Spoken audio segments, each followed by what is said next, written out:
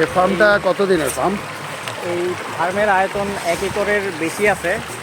এই ফার্ম আমাদের সাথে কাজ করতেছে 3 মাসের কাছাকাছি সময় ধরে। তো উনি যখন মাছ ছাড়ছিলেন তখন প্রায় 12টা-14টাই কেজি ছিল।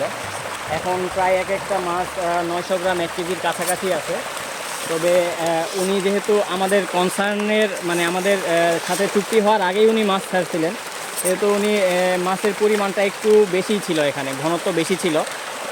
তো এই কারণে বেশ সাথে কিছু মিক্স কার্প ছিল বিভিন্ন ধরনের, ওই হিসেবেও মাছের ঘনত্বটা এখানে অনেক বেশি। কারণ আমরা যেমন বললাম যে ওই পুকুরের মাছটা সেল করার পরে আমরা এখান থেকে কিছু মাছ তুলে ওই পুকুরে দিব, যেন দুই পুকুরের মাছটা বেশ পাতলা হয় এবং ডেনসিটিটা ঠিক থাকে, তাহলে আমরা ভালো একটা আউটপুট পাবো। আর মাছের ডেনসিটি বেশি হলে খাবার পর্যাপ্ত দেওয়া যায় না, পানির গভীরতা কম। এখানে এখানে 4.5-5 ফুটের মতো পানি আছে, যেটা পাঙ্গাস চাষের জন্য পর্যাপ্ত না। তো এই কারণে এখানে যেহেতু এত বড় পুকুরে বাইরে থেকে পানি আনাটাও বেশ কঠিন। আর এই কারণে আমরা এখানে ভাসমান ফিডটাই বেশি ইউজ করা হয়। ডুবা ফিডটাতে একটু অ্যামোনিয়া বেশি হয়, এই কারণে আমরা অ্যাভয়েড করি, ফার্মারদেরকে বলি।